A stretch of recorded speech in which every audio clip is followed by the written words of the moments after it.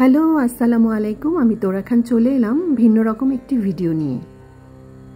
তো আমি এবং খান সাহেব খাবার নিয়ে অনেক ভিডিও করে থাকি। তো সেখানে কিছু কিছু ভিডিওর মধ্যে দেখা যায় আমরা খাবার ফেলে দিচ্ছি, খাবারটা পড়ে গিয়েছে ফ্লোরে, বা মাথায় ডিম ভাঙছি। তো এই ধরনের ভিডিওগুলো যখন আপনারা দেখেন, অনেকেই মন্তব্য করেন যে আমরা খাবারের অপচয় করছি। আসলে খাবারের আমরা মোটেও অপচয় করি না। তারই একটা ছোট্ট উদাহরণ আজকে নিয়ে এলাম। তো বাজার থেকে আমি 2 প্যাকেট ডিম এনেছি। তার মধ্যে একটা ডিম হচ্ছে একটু নষ্ট, উপর দিয়ে একটু ফুটো।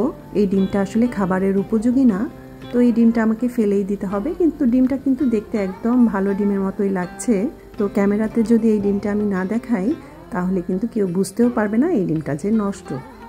তো যাই হোক, এই ডিমটা তো আমাকে ফেলেই দিতে হবে।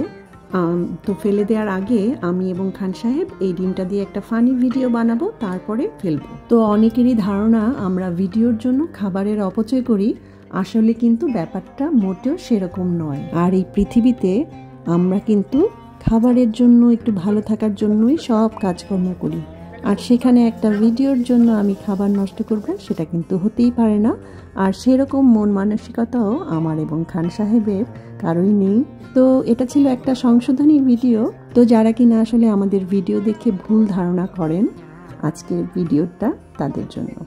আর আমাদের এই ছোট ছোট ভিডিওগুলোর পিছনে কিন্তু অনেক ঘটনা থাকে। তো আজকের মতো এখানেই বিদায় নিচ্ছি। সবাই ভালো থাকবেন, সুস্থ থাকবেন, হাসি খুশি থাকবেন। ধন্যবাদ।